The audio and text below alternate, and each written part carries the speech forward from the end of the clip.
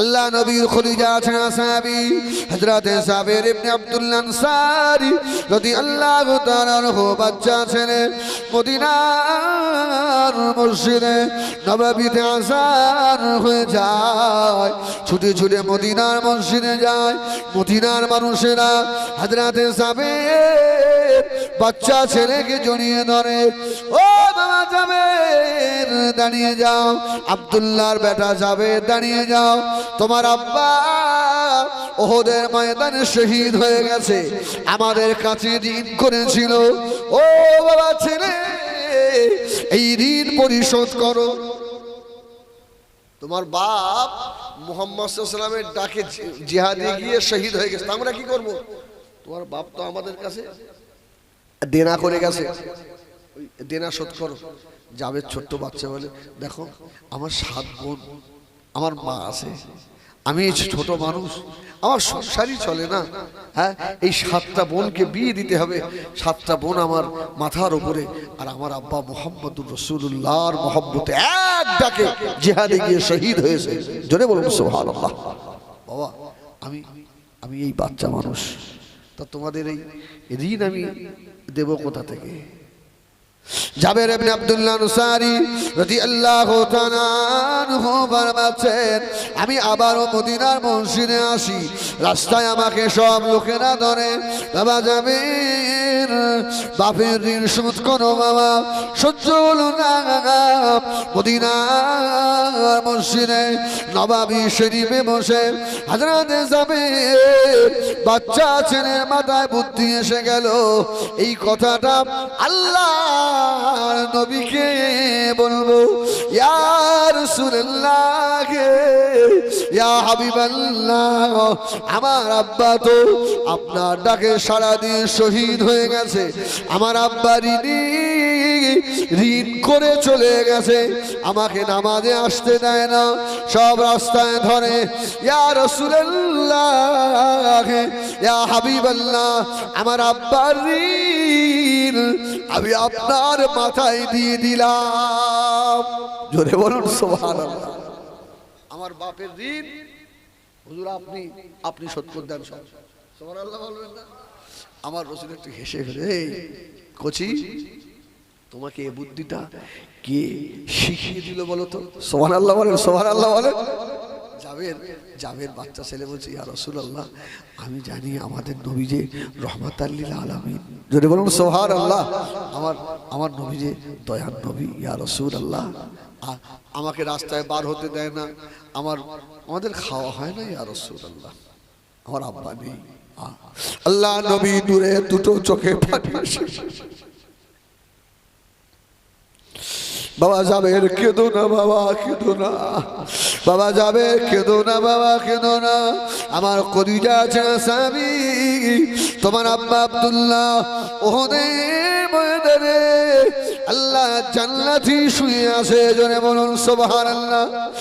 ও বাবা ছেলে, আমি রাসূলুল্লাহ তোমার আব্বা যত ঋণ ছিল আমি মুহাম্মদ সাল্লাল্লাহু আলাইহি ওয়াসাল্লাম আমার মাথায় তুলে দিলাম। বাবা জাবের বাড়ি চলে যাও, বাবা হযরতে জাবের বাড়ি চলে এলেন। আল্লাহর নবী হযরতে জাবেরকে ডেকে বলল, ও আমার কচি স্বামী, বাবা জাবের তোমাদের বাড়িতে যে কটা খাজুরের গাছ আছে বাবা, ওই খাজুরের গাছগুলো থেকে যে কটা খাজুর হয় ওই খাজুরগুলো পেড়ে এক জায়গায় করো বাবা, আমি রাসূলুল্লাহ তোমার আব্বার ঋণ আমি নবী শোধ করে দেব। জাবের চিন্তা করছে, আরে আমাদের যে কটা খাজুর গাছ আছে কটা খাজুর আর হবে, আমার নবী যখন রাসূলুল্লাহ বলেছে সব গাছ থেকে খাজুরগুলো পেড়ে কেতাবে এসছে 3 থেকে 4 কেজি হবে খাজুরগুলো এক জায়গায়। নবী আমার তিন দুনিয়ার বাদশাহ হাবিবুল্লাহ জনাবে মুহাম্মদুর রাসূলুল্লাহ সাল্লাল্লাহু আলাইহি ওয়াসাল্লাম নবী আমার এতিম আল্লাহর নবী এতিমের দরদ বুঝতেন গো।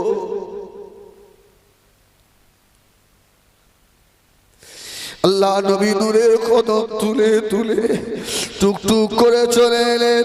হযরত জাবেরের মূলগুলো কোণে লুকিয়ে রয়েছে। আল্লাহ নবী আসছেন, জাবেরের মা লুকিয়ে রয়েছেন। নবী আবার জাবেরের ঘরের দরওয়াজার সম্মুখে দাঁড়িয়ে বলল, ও আল্লামা সাবির বেটা জাবের, ও বাবা জাবের, খাজুরগুলো কোথায় বাবা? ইয়া রাসূলুল্লাহ, ইয়া হাবিবাল্লাহ, হুজুর আগিয়ে আসো। আল্লাহর নবী কাছে ডেকে নিলেন, খাজুরগুলো দেখালেন।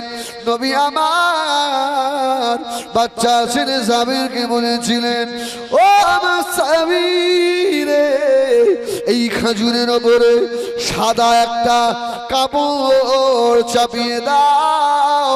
সাদা কাপড় চাপিয়ে দেওয়া হলো।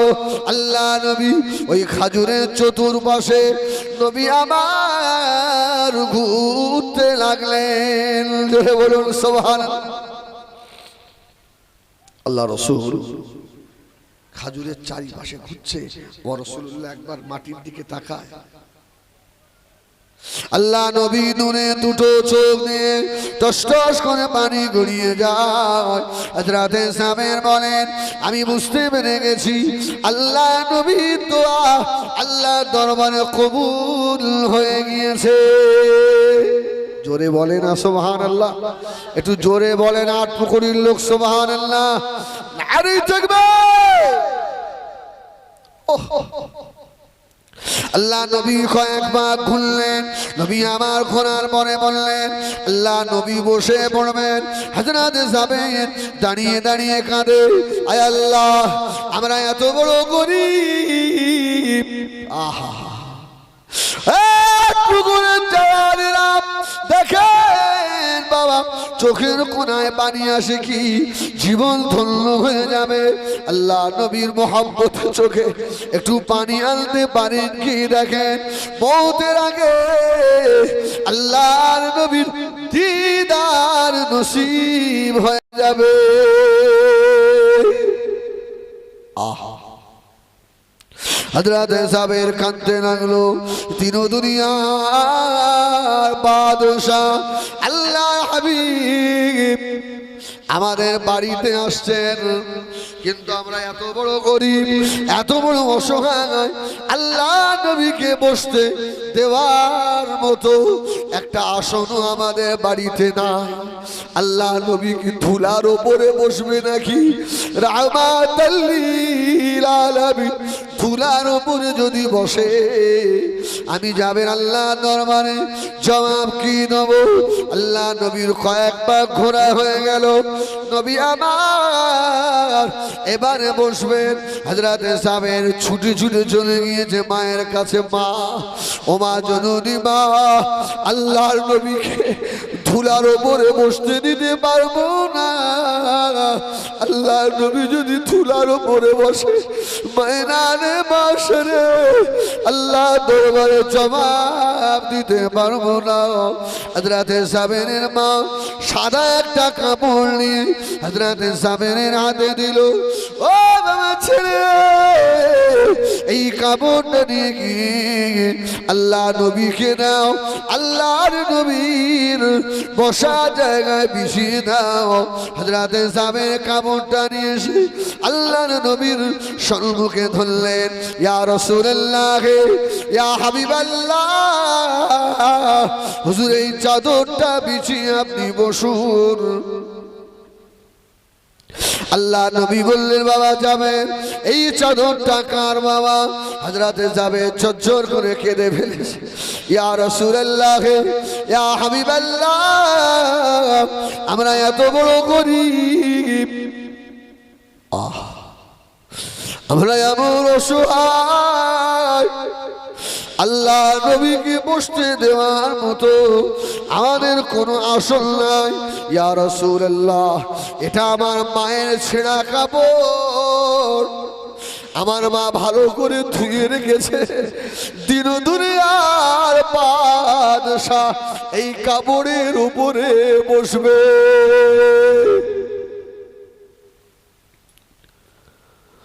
ও পুকুরের জওয়ানেরা, ও যুবকেরা, ও মুরব্বিয়ানেরা, ও মায়েরা, বোনেরা, বেটিরা, রসুলের ভালোবাসা কেমন দেখেন।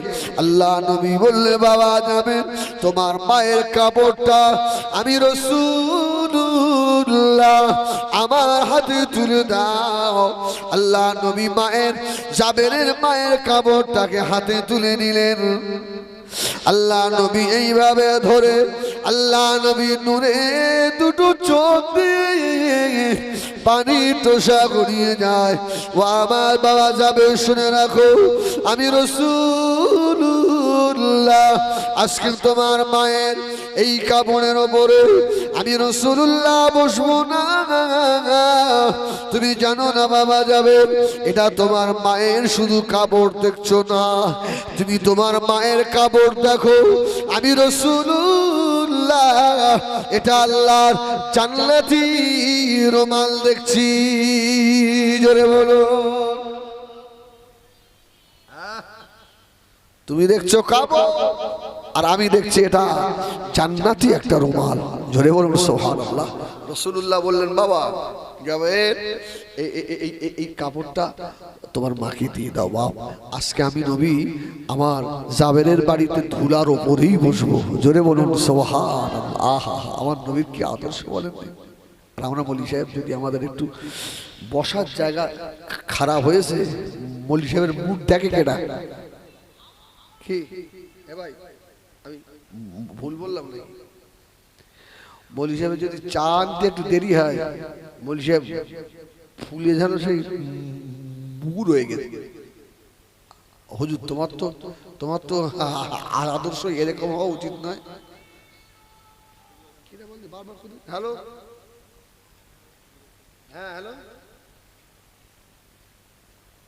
হ্যাঁ তুমি বুঝতে পারছো না লস করছি? ঠিক কিনা ভুল বলে? আরে আমার মতো হুজুরির তো বোঝা উচিত যে এই আদর্শ আমার নবীর নয়। আমি তখন বনগা মাদ্রাসায় পড়ি, বনগা মাদ্রাসায়, বুঝলেন না? ওখান থেকে আমি আলেম পেয়েছি বনগা। আমার একটা ওস্তাদ ছিলেন, বড় আল্লাহর ওলি মানুষ। তো আমি তো আবার হাফেজ সাহেব, তো আমাকে খতম পড়তে নিয়ে গেছে, জানেন?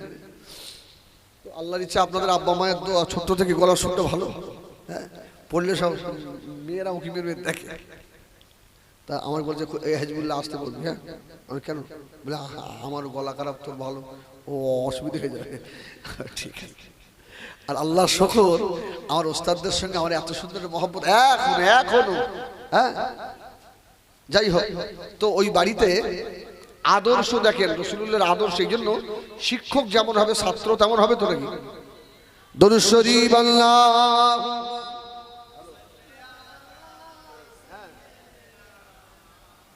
জি জি জি হুজুর বলেন, আমি ওয়াজ করছি। বল হুজুর, আমি আটপুকুরে আছি হুজুর। জি,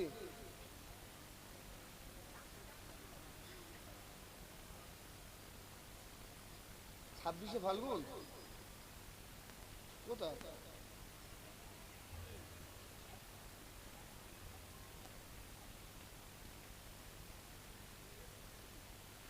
হুজুর আপনি যখন বলছেন ঠিক আছে, আমি জলসা থেকে নেমে আপনাকে আমি ফোন করছি হুজুর। হ্যাঁ, লাল লাইভ হচ্ছে, আমি আটপুকুরে আছি। জি হুজুর, বেয়াদি মাফ করে।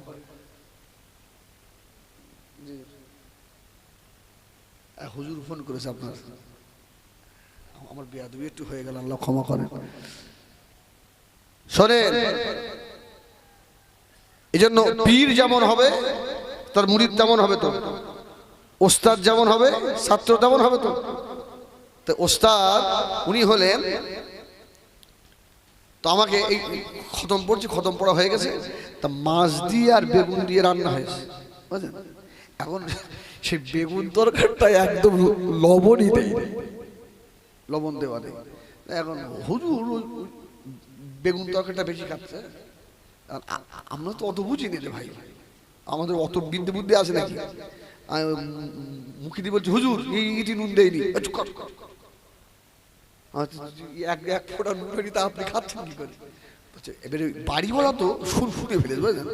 বাড়িওয়ালা বলছে কি আবার বেগুন তরকারিতে নুন দেওনি? দেখেছি এবার তোর জন্য হদ্দ কথা শুনবে। আমি জানি, হ্যাঁ। বলছে আরে হুজুর, এবার ওর স্বামীকে বলছে চুপ করো, ও তরকারিতে নুন দিতে মনে নেই বলে এই ভাতের পাশে তো নুন দিয়ে দিয়েছে। ও অত কিছু বকা। সুবহানাল্লাহ বলেন, সুবহানাল্লাহ বলেন। কি আদর্শ দেখেন শুধু। এরা হচ্ছে আলেম। কি আরে বিবির অনেক সময় কাজের ভুল হতে পারে না, হ্যাঁ। আমার সত্যি এই জিনিসটা আমি জীবনে কোনোদিন আমার মাথা থেকে ভুল হবে না। আর একটা জিনিস, আমি জীবনে একটা চড় খেয়েছিলাম, এক চড়, তা এত জোরে আমার চড় বেরোলো ভাই। মাওলানা হাসখালি, মানে মাওলানা তোয়াক্কুল আলী সাহেব হুজুরের ছেলে আব্দুল লতিফ সাহেব খুব বড় আলেম ছিলেন, আমার ওস্তাদের ওস্তাদ। তো ওনার সঙ্গে দাওয়াতে যাচ্ছি, দাওয়াতে গেছি, তো ওয়াজ করছি, বুঝলেন? আর শুধু বলছি আবু জেহেল, আবু জেহেল, আবু জেহেল। আর এক ঘর আলেম বসে আছে ভাই। আমি যেই নেমে গিয়েছি, আর এত জোরে একটা চড় মেরেছে আমাদের, আমি অবাক, মারলে আমি কি অন্যায় করি? আমি পুরো বোকা হয়ে গেছি। তা আলেমরা বসে আছে, বলছে হুজুর কি হলে আপনি হেজবুল্লাহ মারলেন কেন? বলো আমার সঙ্গে ঘোরে আর শুধু আবু জেহেল, আবু জেহেল, আবু জেহেল না আবু জাহাল। হুজুর বেয়াদবি মাফ করে, আবু জাহাল হবে, আবু জেহেল হবে না। সেই থেকে এই আবু জাহালের রস করতে গেলেই সেই মারির কথা আমার স্মরণ পড়ে। এর বক্তা যেরকম হবে তার শ্রোতা তেমন হবে, পীর যেমন হবে তার মুরিদ তদ্রূপ হবে। এই জন্য ভালো আলেমের, ভালো পীর সাহেবের সোহবত দরকার আছে না নেই? আল্লাহু আকবার।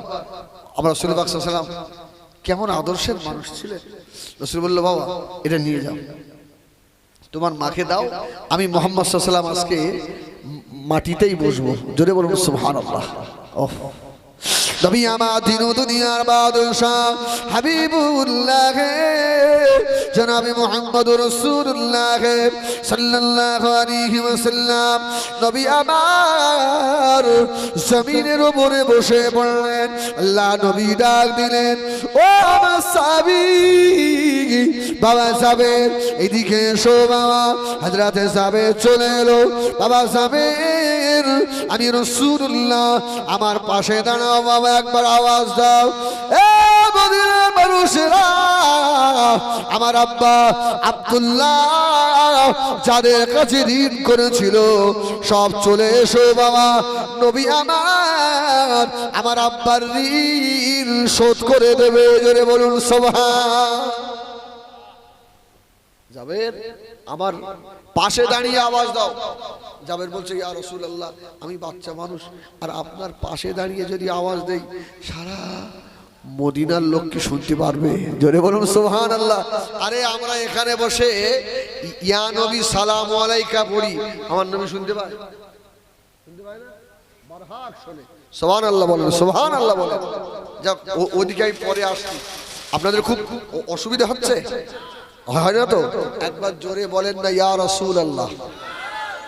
যার মুখ বন্ধ থাকবে আল্লাহ যেন ওরে কিয়ামতের দিনে বোবা শয়তান করে ওঠায়। এত বড় বদদোয়া কেন? যে নবীর জন্য আমরা আপনার চাঁদের মতন মুখ, ওই নবীর নামটা মহব্বতে নেওয়া যাবে না? একবার বলো ইয়া রাসূলুল্লাহ। এই আরো জোরে হবে ইয়া রাসূলুল্লাহ, ইয়া হাবিবাল্লাহ। বলেন হায়াতুন নবী, জিন্দা নবী, নূরুন নবী, নারে তাকবীর। বল আলহামদুলিল্লাহ। আচ্ছা এই ডাক আমার নবী শোনে? আসছি বলে তো রাসূল বললেন যাবে বাবা এখানে দাঁড়িয়ে একটু আওয়াজ দাও। হযরত জাবের বলছে ইয়া রাসূলুল্লাহ আমি এখানে দাঁড়িয়ে বললে সারা মদিনার লোক শুনবে। নবী আমার দিন দুনিয়ার বাদশাহ হাবিবুল্লাহ জনাবে মুহাম্মদুর রাসূলুল্লাহ সাল্লাল্লাহু আলাইহি ওয়াসাল্লাম নবী আমার জবাব দিয়েছিলেন, ও আমার সাহাবীরে আমি রাসূলুল্লাহ তোমাকে বললাম কার জবান দিয়ে বার হয়েছে জানো না? তুমি একবার আওয়াজ দেবে, আমার জাবের গলার আওয়াজ মদিনা শরীফের এমন কোনো মানুষ থাকবে না সে শুনতে পাবে না। জোরে বলুন সুবহানাল্লাহ। ও আমার সাহাবী বাবা যাবে, শুনে রাখো, শুধু মানুষে নয় মদিনার গাছপালা আর পাথরগুলো আমার সাবিরের আওয়াজ শুনবে। ধরে বলো সুবহানাল্লাহ। জাবের রাসূলের পাশে দাঁড়িয়ে আওয়াজ, এই মদিনার মানুষেরা, আমার আব্বা যাদের কাছ থেকে ঋণ করেছিল আমার নবী রাহমাতাল লিল আলামিন তাদের ঋণ শোধ করবে। সব ধামা বালতি বন্যা বস্তা নিয়ে সব ধরো। যাবে দাঁড়িয়ে বলছে হুজুর শুনবেন তো, বাচ্চা মানুষ তো, হুজুর শুনতে পাবেন তো? আমি বলি দাঁড়া বাপ দাঁড়া। আল্লাহ নবী সাহেবকে বললেন, বাবা সাহেব ও আমার সাবি একটা দাড়ি পাল্লা নিয়ে এসো। একটা দাড়ি পাল্লা হলো। আস্তে আস্তে হযরত সাবেরের বাড়ি মানুষের লাইন লেগে গেল। যারা পাওনাদার তারাও এসেছে, যারা পাওনা যারা পায় না মদিনার মানুষেরা আল্লাহ নবীর ডাকে সাড়া দিয়ে এসে দাঁড়িয়েছে। নবী আমার এক একজনকে নাম ধরে ডাকতে লাগলেন, তুমি আমার সাবেরের কাছে কত পাও? ক কেজি খাজুর হবে? ওই যে 4 কেজি খাজুর ছিল। আল্লাহর নবী আর পাল্লা ঢুকিয়ে নিয়ে 4 কেজি করে খাজুর যে যত দাবায় আল্লাহ নবী দিতে লাগলেন। দেনা শোধ হতে লাগলো। সন্ধ্যা হয়ে গেল, দেনা শোধ হয়ে গেছে। আল্লাহ নবী বললেন, ও আমার সাহাবীরা বাবা সাহেব সব দিন শোধ হয়ে গেছে নাকি? ইয়া রাসূলুল্লাহ ইয়া হাবিবাল্লাহ আজ তো কেউ আসে না। আল্লাহ নবী বলল, আমার সাহাবী বাবা সাহেব এবারে তুমি যে আমাকে খাজুর দিয়েছিলে ও আমার সাহাবী রে, ওই সাদা কাপড়টা তুলে দেখো তোমার খাজুর কমে গেছে নাকি দেখে নাও। ধরে বলুন সুবহানাল্লাহ। আরে নবী যে রহমাতাল লিল আলামিন, হ্যাঁ, বাচ্চা ছেলে জাবের বলছে আমি ওই যে সাদা কাপড়টা খাজুরের উপরে চাপা দিয়ে রেখেছিলাম, ওই কাপড়টা তুলে দেখছি একটা খাজুরও তখনও কম হয়নি। জোরে বলুন, এই জোরে বলেন সুবহানাল্লাহ। আরে নবী পাকের কোনো মিসালই হয় না। একজন সাহাবীকে রাসূল থেকে বললেন, এই তোর সংসারের অভাব, এই নিয়ে এইসব খাজুরগুলো নিয়ে যা বাড়ি। যখন ক্ষুধা পাবে এর মুখ খুলবি নি, ওই বস্তার মধ্যে হাত দিবি আর মাল বার করবি। জোরে বলুন সুবহানাল্লাহ। তোর জীবনে অভাব হবে না। তো সাহাবী, আচ্ছা এর মতো লাভার আছে, সে আর খাজুর বলেন। হ্যাঁ, আরে রাসূলুল্লাহর হাতের ছোঁয়া, হাত ঢোকায় আর মাল বের করে খায়। বহুদিন খেয়েছে, বহুদিন। হযরত ওসমান রাদিয়াল্লাহু তাআলা যেদিন শহীদ হয়ে যান, উনি উসমানকে ঠেকাতে এসেছিলেন, আসতে গিয়ে ওই খাজুরের ঝোলাটা পড়ে যায়। আর ও আমার ভাইজানেরা, সোনা মানিকেরা, আল্লাহ নবীকে আল্লাহ কত বড় নিয়ামতের হকদার করেছে। এর আগে আমি ওয়াজ করেছি বাবা, আজকে আর একবার শুনিয়ে দিই। আল্লাহ নবীর কলিজা সাহাবী হযরত আব্দুল্লাহ ইবনে উকাইস রাদিয়াল্লাহু তাআলা আনহু সংসারে বড় অভাব। আল্লাহ নবী ডাকলেন, বাবা আব্দুল্লাহ ইবনে উকাইস এদিকে এসো বাবা, আমার কাছে এসো বাবা। আল্লাহ নবী আব্দুল্লাহ ইবনে উকাইসকে রেখে আল্লাহ নবী একটা উট দিয়ে দিলেন। যা, এই উঠতে পারলে যা, এই উঠতে পারলে সুবহানাল্লাহ বলেন, সুবহানাল্লাহ বলেন। আরে নবীর সঙ্গে কারুর মিসাল হয় না, নবী কারুর মতো না, নবীর মতো। জোরে বলুন সুবহানাল্লাহ।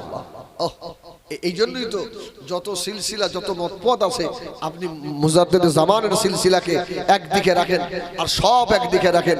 খোদার কসম মুজাদ্দিদ জামানের সিলসিলার যারা পরিমাণ হাদিস কোরআনের বাইরে নয়। জোরে বলুন সুবহানাল্লাহ। কি করে তুমি এখানে এসে আবার নাক গলাও? ওর নাক কেটে দেবেন? আল্লাহু আকবার। তো ডেকে বলছে এদিকে আয়। খুব সংসারে অভাব যাচ্ছে। হুজুর হ্যাঁ, এই এই এই উটটা নিয়ে যাও, উটটা নিয়ে যাও, যাও। উট ইয়া রাসূলুল্লাহ, উটের তো বাচ্চা হয়নি। বলে বাচ্চা লাগবে না রে। উটের মাজায় রাসূলুল্লাহ হাত বুলিয়ে দিলেন আর বলল যা, যখনই তোর ক্ষুধা পাবে একটা পাত্র নিয়ে উটের ওই, আপনারা কি বলেন ওটাকে, এই পালান বলেন না উলান বলেন, বাঁট, পালান একদম গোদা বাংলায় যারে বলে, ওখানে ধরবি যা, আমি রাসূলুল্লাহ আমার হাতের বরকতে চোচো করে দুধ দেবে। জোরে বলুন সুবহানাল্লাহ।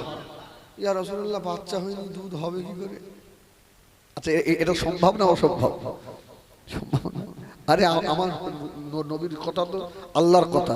ওমা ইয়ানতিকু আনিল হাওয়া ইন হুয়া ইল্লা ওয়াহয়ুন ইউহা। ও বাবাজানেরা, হযরত আব্দুল্লাহ ইবনে ওকায়েস বড় খুশি হয়ে গেল, উটটা নিয়ে বাড়ি চলে গেছে। যখনই ক্ষুধা পায় পাত্র নিয়ে গিয়ে উটের ওলানের কাছে ধরে, চো চো করে দুধ দেয়। কয়েক মাস পরে আর উট হারিয়ে গিয়েছে। এত দামি সম্পদ যদি হারিয়ে যায় মাথায় কাজ করবে নাকি? হাঁটা লাগবে না, খোঁটা লাগবে না, কিচ্ছু নয়, শুধু কি ধরলেই খাওয়া পাওয়া যাবে। সুবহানাল্লাহ সুবহানাল্লাহ। উটটা হারিয়ে গেল। হযরত আব্দুল্লাহ ইবনে ওকায়েসের বিবি বলতে লাগলো, স্বামী গো, আল্লাহ নবীকে গিয়ে বলুন, ইয়া রাসূলুল্লাহ, ইয়া হাবিবাল্লাহ, আমাদের যে উট দিয়েছিলেন উটটা হারিয়ে গেছে। আব্দুল্লাহ ইবনে ওকায়েস বললেন, বিবি রে, আমি আল্লাহ নবীকে বলতে পারবো না, আমার যে বড় শরম হয়। আল্লাহ নবী এত দামি একটা উট দিলেন, উটটা হারিয়ে ফেলে পাওয়া যায় যাবে, না যায় না যাবে, না খেয়ে মরবো সেও ভালো, আমি আল্লাহ রাসূলের সামনে বলতে পারবো না। জোরে বলুন সুবহানাল্লাহ। ওর বিবি বলছে, শোনো, কিয়ামত হয়ে যেতে পারে, উট জীবনে খুঁজে পাবো না যদি আমার নবীরে না বলো। জোরে বলুন সুবহানাল্লাহ। আরে আমার নবীকে বললেই আমার রাসূল তোমার উটের ব্যবস্থা করে দিতে একজনাই পারে, তিনি হলেন মুহাম্মাদুর, এই জোরে বলেন মুহাম্মাদুর রাসূলুল্লাহ। আর কারো ক্ষমতা নেই। আব্দুল্লাহ ইবনে ওকায়েস বলছে, আর কদিন যাক, দেখি খুঁজে দেখি পাওয়া যায় কি। তামাম মক্কা মদিনা খুঁজে বেড়ায়, উট পাওয়া গেল না বাবা। মদিনা মসজিদে নববী শরীফে আযান হয়ে গেল, হযরত ফজরের আযান, হযরতে বেলাল আযান দিলেন, সাহাবীরা নামাজ এলেন, আল্লাহ নবী ইমামতি করলেন, নামাজ হয়ে গেল। সাহাবীরা সব বাড়িতে সেরা করে আল্লাহ নবীর কদমে হাত দিয়ে চুমা খেয়ে যে যার বাড়ির পথে রওনা হলো। হযরত আব্দুল্লাহ ইবনে ওকায়েস বহু দূরে একা চুপ করে বসে রয়েছেন। সব সাহাবীরা রাসূলের পায়ে হাত দিয়ে সব বার হয়ে চলে যাচ্ছে। ও মেয়েরা, সোনা মানিকেরা, হযরত আব্দুল্লাহ ইবনে ওকায়েস রাদিয়াল্লাহু তাআলা আনহু সকলে শেষে এসে আল্লাহ নবীর নূরের কদমে একটু হাত লাগালেন। জোরে বলুন সুবহানাল্লাহ। নূরের কদমে একটু হাত, শুধু হাত নয়, আব্দুল্লাহ ইবনে ওকায়েস মুখ দিয়ে চুমা দিলেন। ও মেয়েরা, এই চুমা দেবার সঙ্গে সঙ্গে আল্লাহ পাক আব্দুল্লাহ ইবনে ওকায়েসের কলবের দরওয়াজা খুলে দিয়েছে। জোরে বলুন সুবহানাল্লাহ। কলবের দরওয়াজা খুলে গেছে। ওই মানুষটা অতদিন আল্লাহর ওলি হবে না যতদিন আল্লাহ রসুলের কলবের সঙ্গে আপনার কলবের মিল না হবে। জোরে বলুন সুবহানাল্লাহ। রসুলের নিগাহে নজর যখন আপনার কাছে এসে যাবে আপনি আল্লাহর ওলি হয়ে যাবেন, চোখ বোঝাবেন তো তামাম বিশ্ব দেখবেন। জোরে বলুন সুবহানাল্লাহ। আল্লাহ আব্দুল হক মুহাদ্দিস দেহলভী রহমাতুল্লাহ আলাইহি কিতাবে লিখেছে, আল্লাহ রসুল যার দিকে একবার তাকিয়েছে আল্লাহ তার কলবের চোখ খুলে দিয়েছে। জোরে বলুন সুবহানাল্লাহ। আমি এদিন এক জায়গায় বলছিলাম রসুলুল্লাহর দরবারে একটা বাচ্চা ছেলে এসছে। বাচ্চা ছেলে জানেন, খ্রিস্টানদের ছেলে, বাচ্চা ছেলে। আমার নবী বলছে কচি আসসালামু আলাইকুম। ছেলে বলছে মুহাম্মদ আমরা খ্রিস্টান। আমার নবী বলছে তুমি খ্রিস্টান হওয়া চাও, যাই হও না কেন, কচি জবাব দাও বাপ। বলছে না মুহাম্মদ আমি আপনার জবাব দেবো না। আরে আমার রসুলুল্লাহ তো মুখের ভাষা মিষ্টি। যদি বলো সুবহানাল্লাহ। হ্যাঁ, আমার রসুল আস্তে আস্তে গিয়ে বাচ্চার গায়ে হাত দিয়ে বলছে কচি বলো ওয়ালাইকুম আসসালাম। যদি বলো সুবহানাল্লাহ। তো বাচ্চার বুদ্ধি এমনি বার হয়ে গেছে ওয়ালাইকুম আসসালাম। সুবহানাল্লাহ বলেন, সুবহানাল্লাহ বলেন। ওহ